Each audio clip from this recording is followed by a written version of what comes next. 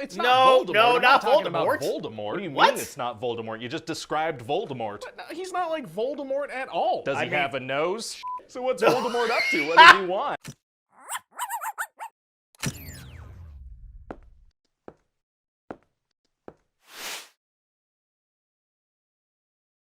Hey guys, my name's Dan, and today's reaction is another pitch meeting. This is Stranger Things Season 4. Now, I was wondering if he was actually going to do this, considering he normally does shows from start to finish, you know, Season 1, 2, 3, and 4 all together. But with the amount of content that was here, because some episodes were hour 15, hour 30, hell, the season finale alone was 2.5 hours. I certainly don't blame him for wanting to do that. It's basically a whole length of a show in one season, and then you have like the season finale, like I said, 2.5 hours. I wouldn't have minded if he just did a pitch just for that episode alone. And I'm very curious to see, with all of that content, how exactly he's going to summarize this entire season in, what's it, 6.5 minutes? This is 6 minutes and 46 seconds, and you know, there's usually an outro there, so about 6.5 minutes. It's going to be very, very interesting to see. So if you enjoy to see other pitch meetings, I reacted to many of them for you to enjoy. And if you enjoy this and you want to see future reactions that I do, you can go right below this video, click that like button, the subscribe button, and ring the notification bell. Because not only does it give you access to past, present, and future reactions that I do, but also helps my channel out of time. They can go on over and support Pitch Meeting and Ryan George's channels. I'll leave both of those links down in the description. And without any further ado, let's go.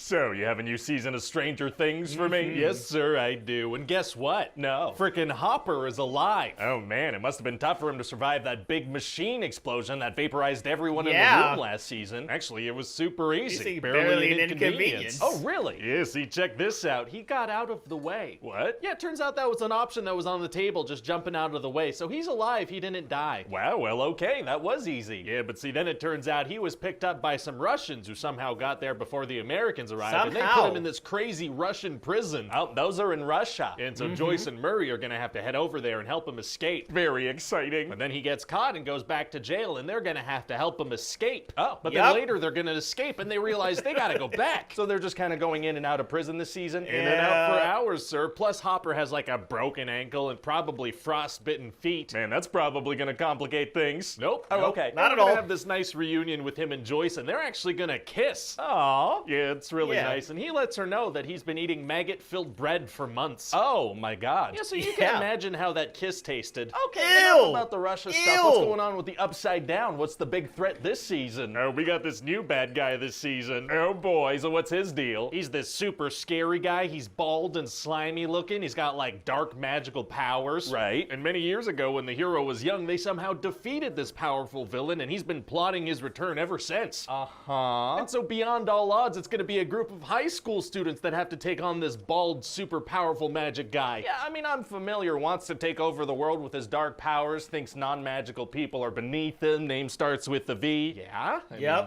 yeah, I mean, everybody's familiar with Voldemort. What? No, it's not Voldemort. No, I'm not talking Voldemort. about Voldemort. What do you mean it's not Voldemort? You just described Voldemort. No, he's not like Voldemort at all. Does he have a nose? So what's Voldemort up to? What does he want? He's not, okay, so Voldemort is terrorizing Hawkins, and he's doing this thing where he's snapping kids' legs and blowing their eyes up. Oh my god. Yeah, and this cool new character, Eddie's gonna get blamed for these murders, so the team's gonna try to help him not get killed by the townspeople. Very nice of them. And so Voldemort needs to open up these 4 gates from the Upside Down, and one of the people he's targeting is Max. Oh no. But right before he kills her, they figure out that if she's listening to her favorite song, he can't kill her, and also they find out the house that he's living in. How do they figure that out? Well, after he attacks Max, she's like doodling these little pieces of what she saw, and then Nancy assembles them all together and is like, whoa, this is a house. She was just doodling disconnected pieces of a house that then intricately assembled to form said house. That's what we're going with. Well, okay then, and what else is going on? Well, Jonathan has a new friend named Argyle, and what's he bringing to the table? A van and salt access. Oh, sick, and what's going on with Eleven? Well, she's been living in California with Will and Jonathan, and her powers are gone. Obi-Wan. Oh yeah, that's right. So she's gonna reluctantly work with Dr. Brenner to get her powers back and go save her friends. Didn't he die in the first season? Wasn't he and killed she also, like, tried to kill somebody, but we're gonna move past that. by a Demogorgon? It sure seemed that way because of what happened, but no, he survived. How? By not explicitly dying on screen. Oh yeah, that does tend to be a great survival tactic. It does. So he's using this machine to bring 11 back into her forgotten memories of that whole experiment thing when she was a kiddo. Okay. So she's remembering all these conversations she had with this Henry guy that worked there. Conversations? Couldn't she not talk back then? Hey, shut up. And so eventually she accidentally sets this guy loose, not realizing that he was actually number 1 and he hates Dr. Brenner and he's evil. Yeah, so he goes nuts and kills all the other kids and injures Dr. Brenner. Why doesn't he kill Brenner too if he hates him so much? Unclear, but so then 11 goes super intense and sends him into the Upside Down where he turns into Vecna. Who?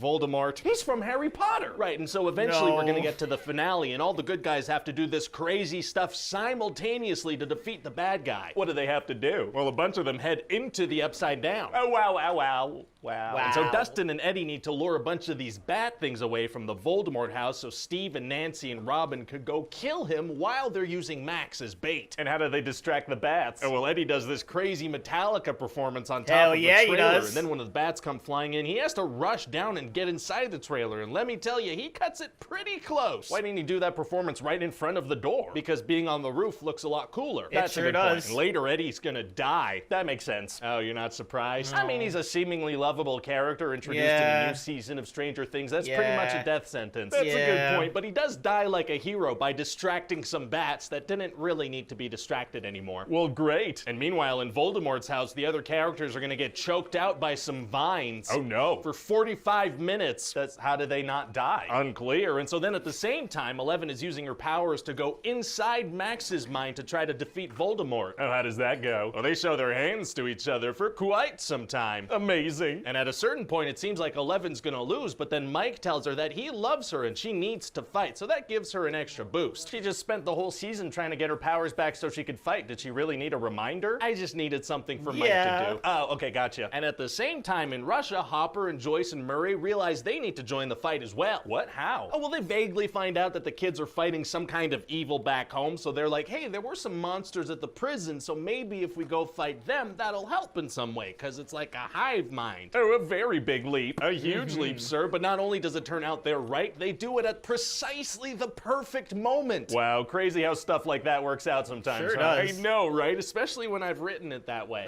So they manage to defeat Voldemort, but then Max dies, which opens up this massive gate all around Hawkins. Oh no. But then 11 brings Max back from the dead, which is a thing she can do now. Oh, great. Yeah, and so then 2 days later, wait, 2 days? What happened? How'd they get out of the Upside Down? Don't worry about it. So they're back and the gates are closed and Max is in a coma and the gates reopen and we're done. Wait, what? We're done. Check back in like 3 years, please. Oh, okay. So what do you think? Well, it sounds like a great season. Hey, what do you think we should use for Max's favorite song? Well, I was thinking we bring Kate Bush back into the mainstream with that song Running Up That Hill. Oh. We're gonna give that old song a huge boost. Oh, bringing back the Bush is tight. Don't phrase it like that. Oh, no, Sorry, don't, please, no. God. But we totally will, though.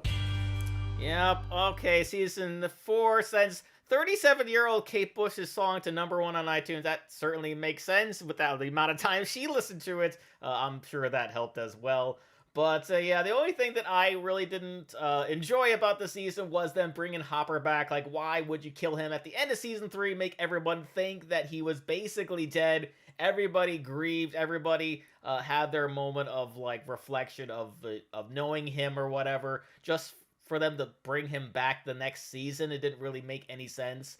Like, why not show that at the end of season 3 and everyone thinking like, oh my god, where did Hopper go? What happened to him? And then you could show him in season 4 and nobody would have thought that he died and it would have taken away from that particular moment. But certainly the length times of each episode being all over the place, I wasn't really a huge fan of either.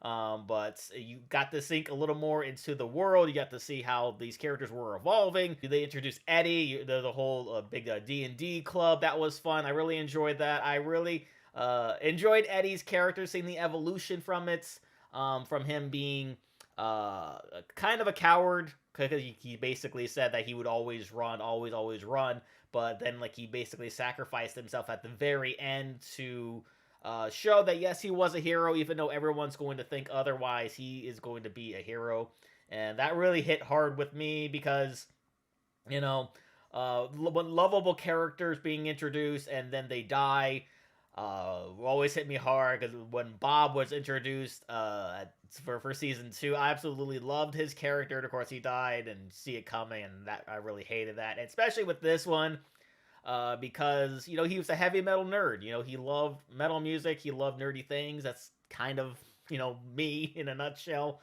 But when he died, I teared up a little bit. I teared up even more when Max, you know, died for the brief period of time that she did. Just because of seeing how 11 reacted to it, and I sort of do that thing, the whole like sympathy crying thing, so that certainly added on to it.